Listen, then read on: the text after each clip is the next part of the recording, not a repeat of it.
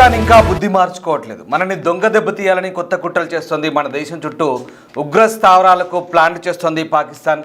ఈ నేపథ్యంలో ఒక్కసారిగా పాకిస్తాన్ కుట్రలైతే ప్రస్తుతం బట్టబయలైన పరిస్థితి కనబడుతోంది.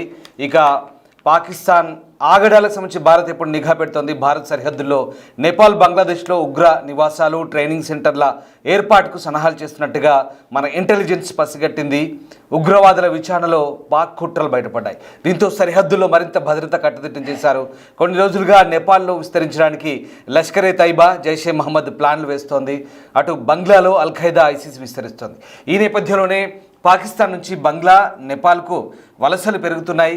ఉగ్రవాద శిబిరాలకు తుర్కీ ఆర్థిక సహకారం అందిస్తున్నట్టుగా కూడా ఆరోపణలు వస్తున్నాయి. దీంతో ఒక్కసారిగా మరోసారి పాకిస్తాన్ తన వక్రబుద్ధిని ప్రదర్శిస్తోంది.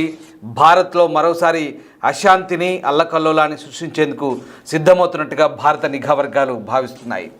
భారత్ చుట్టూ ఉగ్రవాదాన్ని విస్తరించేందుకు పాకిస్తాన్ కుట్రలు పడుతుందంటూ భారత నిఘా వర్గాలు అయితే బల్లగుద్ది చెప్తున్నాయి. ఇందుకోసం భారత్ సరిహద్దు దేశాలైన నేపాల్, బంగ్లాదేశ్లోని కొన్ని ప్రాంతాల్లో ఉగ్ర నివాసాలు, ట్రైనింగ్ సెంటర్లను సిద్ధం చేస్తున్నట్లుగా భారత్ నేపాల్ సరిహద్దులకు కొన్ని కిలోమీటర్ల దూరంలో ఉగ్ర స్థావరాల ఏర్పాటుకు సన్నాహాలు చేస్తున్నట్లుగా ఇంటెలిజెన్స్కు ఇన్పుట్స్ అందుతున్నాయి.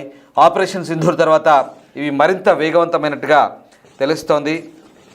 ఉగ్రవాద శిక్షణ పొందేవారి కోసం బంగ్లా, నేపాల్లోని పలు ప్రాంతాల్లో కొన్ని శిక్షణ శిబిరాలు, నివాస సముదాయాలు ఏర్పాటు చేసినట్లుగా కూడా నిఘా వర్గాలు చెప్తున్నాయి.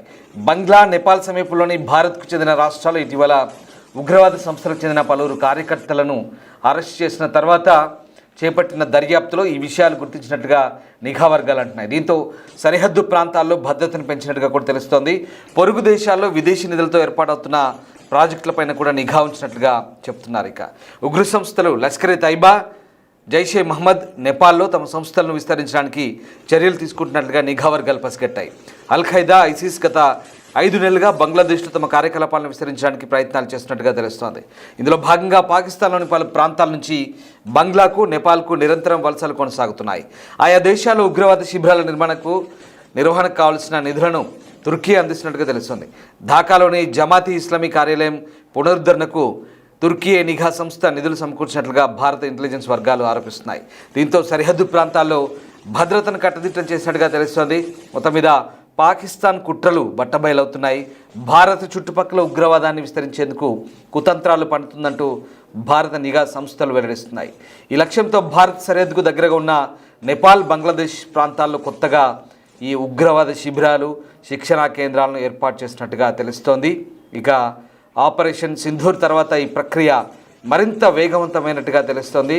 దీంతో ఈ రెండు దేశాలకు సమీపంగా ఉన్నటువంటి భారత రాష్ట్రాల్లో పాకిస్తాన్ మద్దతు పొందిన ఉగ్ర సంస్థలకు చెందిన పలువురు కార్యకర్తలు అరెస్ట్ కావడం కూడా విచారణలో ఈ వివరాలు బయటపడ్డాయి.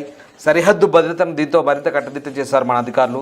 అంతేకాక పొరుగు దేశాల్లో విదేశీ నిధులతో నడుస్తున్న కొన్ని ప్రాజెక్టులపై కూడా నిఘా కట్టి ఉంచారు.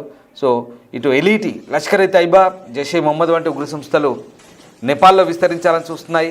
ఐసిస్, అల్ ఖైదా ఈ రెండు బంగ్లాదేశ్లో బలపడాలని చూస్తున్నాయి. ఈ క్రమంలో పాకిస్తాన్ ప్రాంతాల నుంచి ఈ బంగ్లాదేశ్, నేపాల్కు నిరంతరం మనుషుల రవాణా జరుగుతుంది. ఉగ్రవాద శిబిరాలు నిర్వహించడానికి కావాల్సిన నిధులు అటు టర్కీ అందిస్తోంది.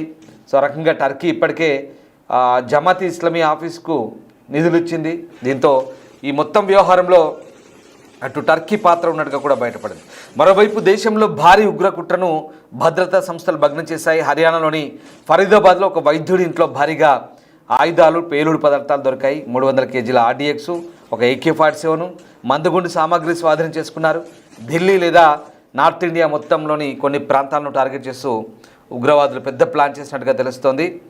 ఇక దేశంలో ఈ కుట్రనైతే భగ్నం చేశాయి భద్రతా బలగాలు. Intelligence bureau, Jammu Kashmir anti terrorist squad police joint ఆపరేషన్లో హర్యానాలోని ఫరీదాబాద్ చెందినటువంటి ఒక డాక్టర్ ఇంట్లో భారీగా ఆయుధాలు, పేలుడు పదార్థాలు దొరికాయి. సో దీంట్లో మందుగుండు సామాగ్రి కూడా భారీగానే దొరికింది. 3 రోజుల క్రితం జమ్మూ అండ్ కాశ్మీర్ పోలీస్ అలాగే అనంతనాగ్లో డాక్టర్ ఆదిల్ అనే వ్యక్తిని అరెస్ట్ చేశారు. డాక్టర్ ఆదిల్ ఇచ్చిన కీలక సమాచారం ఆధారంగా భద్రతా సంస్థలు ఫరీదాబాద్పై దృష్టి పెట్టినప్పుడు ఈ మొత్తం వ్యవహారం బయటపడింది. తీగ లాగితే డొంక కదిలింది.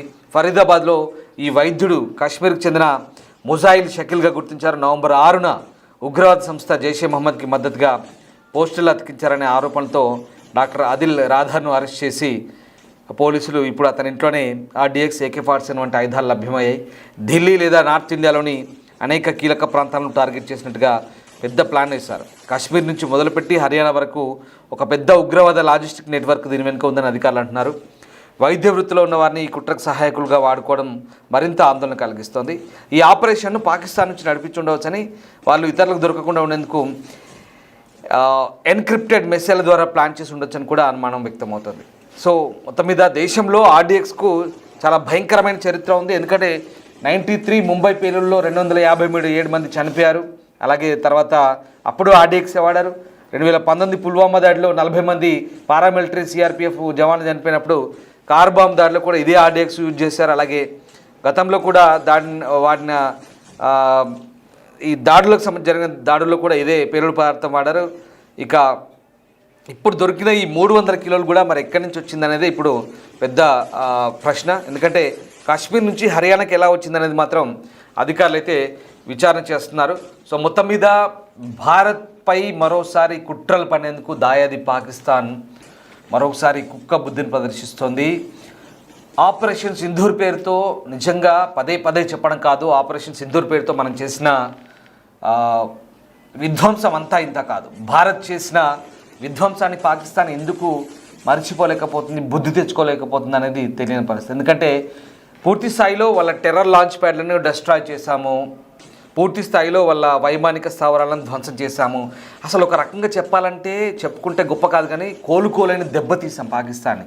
ఇది చాలా వరకు డ్యామేజ్ని వాళ్ళు బయట పెట్టుకోలేదు, మనం కూడా కొన్ని కారణాల వల్ల కొంతవరకు మాత్రమే చూపించగలిగాం. చాలా వరకు మనం ఎక్కడెక్కడ ఏం చేసామో చెప్పుకోగలిగాం. కానీ దారుణం ఏంటంటే ఇంకా కూడా పాకిస్తాన్కి ఆ బుద్ధి పోవట్లేదు.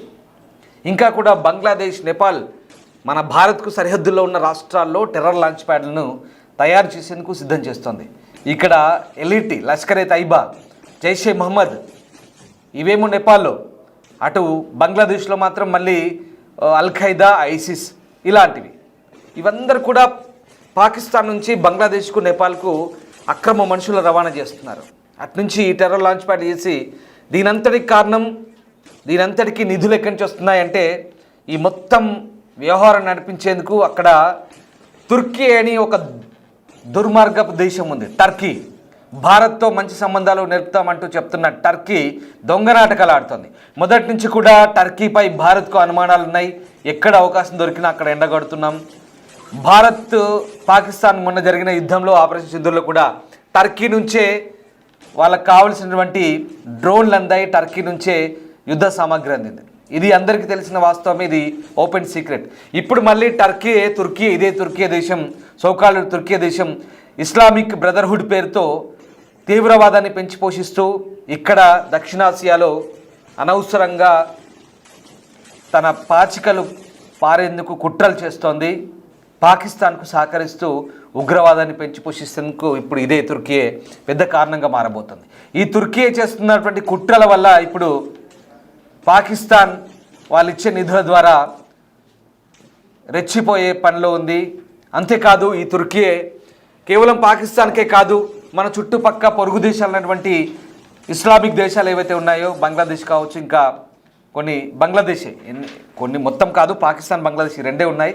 సో ఈ బంగ్లాదేశ్ కూడా ఒకప్పటి తూర్పు పాకిస్తానే. సో ఆ రకంగా అవి కంప్లీట్గా ముస్లిం మెజార్టీ కంట్రీస్, కాదనలేని వాస్తవం. ఈ రెండు దేశాలకు ఇప్పుడు బంగ్లాదేశ్ కూడా జమాతీ ఇస్లామిక్ ఆఫీస్కి టర్కీ నుంచి ఫండ్స్ వస్తున్నాయి. సో ఇక్కడ టర్కీని నమ్ముకొని పాకిస్తాన్, బంగ్లాదేశ్ పిచ్చి వేషాలు వేస్తున్నాయి. బంగ్లాదేశ్ షెల్టర్ ఇస్తోంది. ఇక నేపాల్లో మాత్రం ఎక్కడి నుంచి వస్తున్నారో, ఏం చేస్తున్నారో తెలియదు. నేపాల్లో తిష్ట వేస్తున్నారో తెలియదు. అక్కడ ఎవరిని ప్రసన్నం చేసుకుంటున్నారో తెలియదు. నేపాల్లో కూడా వాళ్ళ పాచికలు అక్కడ పారించి అక్కడి నుంచి ఆ భూభాగం ద్వారా భారత్లోకి చొరబాట్లకు ప్రయత్నిస్తున్నారు. ఇలా ఇప్పుడు పాకిస్తాన్ నేపాల్ నుంచి, బంగ్లాదేశ్ నుంచి మనకు పొంచి ఉన్న ముప్పు ఏంటంటే 7 సిస్టర్స్గా చెప్పుకునే మన ఈశాన్య రాష్ట్రాల వైపు ముప్పు పొంచి ఉంది. సో ఆ రకంగా ఇప్పటికే చాలామందిని అరెస్ట్ చేసినప్పుడు ఈ కుట్రలన్నీ కూడా బయటపడ్డాయి. బంగ్లాదేశ్ నుంచి మన ఈశాన్య రాష్ట్రాలకు చొరబడ్డ కొంతమందిని పట్టుకున్నప్పుడు ఈ మొత్తం వ్యవహారం బయటపడింది. ఇవన్నీ కాదన్నట్టుగా ఒక దుర్మార్గుడు డాక్టర్ రూపంలో, వైద్యుడి రూపంలో ఉన్న ఆదిల్ అనే ఒక దుర్మార్గుడిని పట్టుకున్నప్పుడు హర్యానాలో వాడి దగ్గర 1 కాదు 2 కాదు 300 కిలోల ఆర్డిఎక్స్ పేలుడు పదార్థాలు. ఒక్కసారి ఊహించుకోండి ఎంత విధ్వంసం జరగడానికి కుట్ర జరుగుతోంది, ఎంత భారీగా మరోసారి భారత్లో కుట్రలకు తెరదించుతున్నారో, పేలులకు పాల్పడేందుకు కుట్రలు వ్యూహరచన చేస్తున్నారో దీన్ని బట్టి అర్థం చేసుకోవచ్చు. నేను మీకు ఇందాక చెప్పిన కొన్ని ఉదాహరణలు, పుల్వామా కావచ్చు, 93లో ముంబై పేలులు కావచ్చు, వీటన్నిటి కూడా సోకాళ్ళు పేలుడు పదార్థమే వాడారు. అది చాలా భయంకరమైనది, అది చాలా తీవ్రంగా ప్రభావం చూపిస్తుంది. ఇప్పుడు అదే పేలుడు పదార్థాన్ని ఉపయోగించి 100 కిలోలు, అసలు కాశ్మీర్ నుంచి హర్యానాకు అంత పెద్ద స్థాయిలో ఆ పేలుడు పదార్థాలు ఎలా వచ్చాయన్నదే అంతుబట్టని ప్రశ్న. ఒక్కచోట కాదు, గుర్తుపెట్టుకొని ఒకసారి, కేవలం ఉత్తర భారతదేశం కాదు, దక్షిణ భారతదేశంలో కూడా ఎక్కడికక్కడ షెల్టర్ జోన్లు ఏర్పాటు చేసుకుంటున్నారు, నిఘా వ్యవస్థను ఏర్పాటు చేసుకుంటున్నారు. పాకిస్తాన్ కుక్కలు విసిరే బిస్కెట్లకు మన దగ్గర ఉన్నటువంటి కొంతమంది కుక్కలు ఆ బిస్కెట్లకు ఆశపడి పాకిస్తాన్కు సహకరిస్తున్నారు. ఇది మనం గమనించాలి. మన పొరుగున ఏం జరుగుతుందో గమనించాలి, మన పక్కన ఏం జరుగుతుందో గమనించాలి, మన ముందు ఏం జరుగుతుందో గమనించాలి, మన వెనకాల ఎలాంటి కుట్రలు జరుగుతున్నాయో ఆ కుక్కలను కనిపెట్టుకుంటూ ఉండి వాళ్ళను మనం ఇక్కడి నుంచి ఏరిపారేసే పనిలో నిమగ్నమై ఉండాలి. దయచేసి అందరూ గుర్తుపెట్టుకోండి. ఎందుకంటే ఇప్పటికే ఆంధ్రప్రదేశ్లో చాలా చోట్ల, రాయలసీమ ప్రాంతాల్లో ఈ కుక్కలు దాగి ఉన్నారంటగా బయటపడింది. చాలామందిని అరెస్ట్ చేశారు. ఎక్కడో తమిళనాడు నుంచి వచ్చి చీరల వ్యాపారం ముసుగులో ఈ పేలుడు పదార్థాలు పెట్టుకొని ఇళ్లలో దేశం మొత్తం కుట్రలకు పాల్పడతారు, లేదా హైదరాబాద్ చుట్టుపక్కల ప్రాంతాల్లో ఉంటారు, ఓల్డ్ సిటీలో ఉంటారు, లేదా నల్లగొండలో ఉంటారు, లేదా నిజామాబాద్లో ఉంటారు. పాకిస్తాన్ వేసే ఈ చిల్లరకు ఆశపడ్డ ఈ కుక్కలు కొంతమంది సొంత దేశానికి కన్నతల్లికి ద్రోహం చేసిన మాదిరిగా వ్యవహరిస్తున్న పరిస్థితి. ఇదిగో ఇలాంటి వాళ్ళంతా కూడా షెల్టర్ జోన్లుగా ఇక్కడ వ్యవహరిస్తూ స్లీపర్ సెల్స్గా మారి పాకిస్తాన్కు సహకరిస్తున్న పరిస్థితి. దీనంతటి కూడా భారత్ పసిగడుతుంది. ఎప్పటికప్పుడు నిఘా వర్గాల నుంచి అందుతున్న సమాచారం మేరకు కుట్రలు భగ్నం చేస్తున్నాం. భారత్ ఒకటి చెప్తుంది, పాకిస్తాన్ ఇక్కడ నుంచి ఎలాంటి ఉగ్ర చర్యలకు పాల్పడ్డా అది యుద్ధ చర్యగా పరిగణిస్తామని. అందుకే భారత రక్షణ మంత్రి, భారత ఆర్మీ మేజర్ జనరల్ ఒకటి చెప్తున్నారు, ఇక నుంచి ఇంకా ఏమీ అవ్వలేదు, ఇంకా ఏది పూర్తి అవ్వలేదు, ఇంకా ముందు మిగిలే ఉంది ముసళ్ళ పండుగ అంటున్నారు. పాకిస్తాన్ ప్రపంచ పటంలో ఉండాలంటే ఇలాంటి పిచ్చి పిచ్చి వేషాలు మానుకోవాలి, లేదంటే ఉండాలో లేదో వాళ్ళో తేల్చుకోవాలని చెప్పేసి మన దేశం నుంచి మనం హెచ్చరికలు పంపుతూనే ఉన్నాను. ఇప్పుడు చెప్పండి, మీరేమనుకుంటున్నారు? ఒకసారి కామెంట్ చేయండి. పాకిస్తాన్ వక్రబుద్ధికి సంబంధించి భారత్ ఎలాంటి చర్యలు తీసుకోవాల్సిన అవసరం ఉంది? Thank you very much.